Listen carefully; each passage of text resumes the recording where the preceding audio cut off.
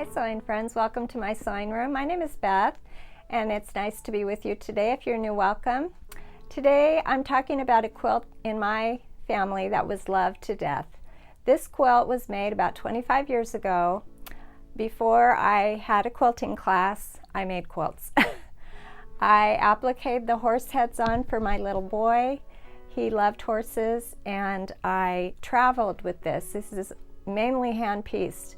I had my horse heads with me to work on, and I had the little squares that I worked on. I would put 3 together by hand, and I carried my little basket when we went camping.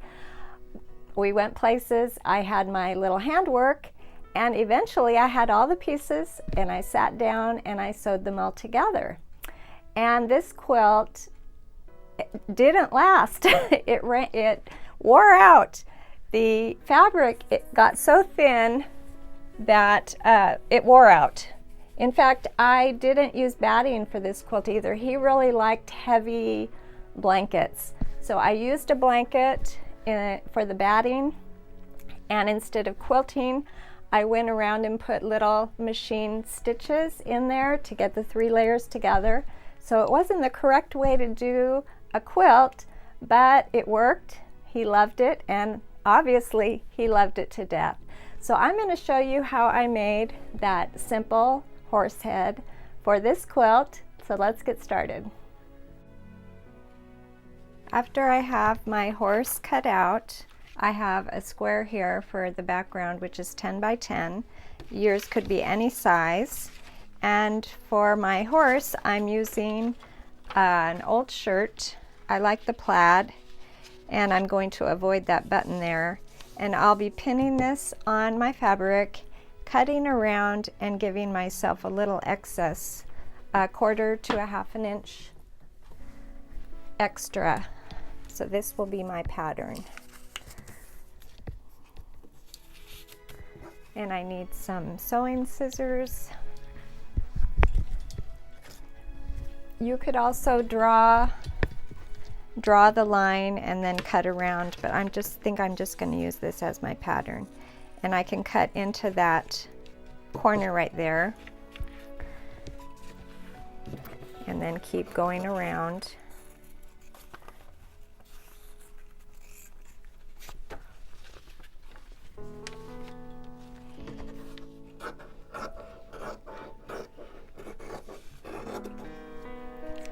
I'll just keep cutting all the way around until I have my horse cut out. Now I am going to baste my horse onto my background. I could use pins, but I think I want to baste it so that I can travel and I won't have those pins always in the way. So I've pinned it just for a moment while I get my basting thread ready.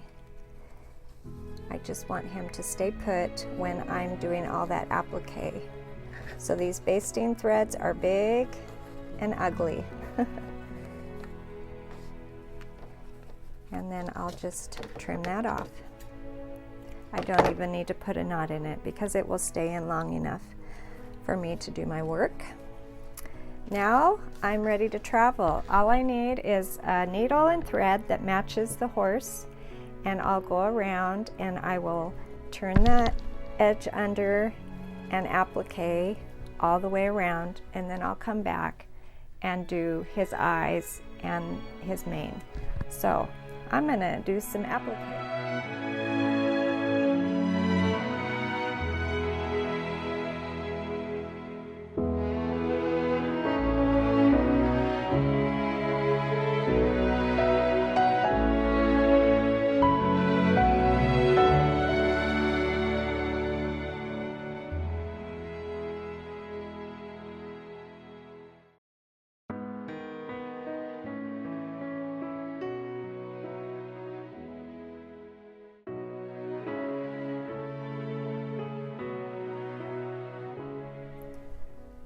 The last thing I need to do with my little horse block is add some eyes, and these are going to be closed eyes. I can barely see my pencil line. I don't want it to be too dark.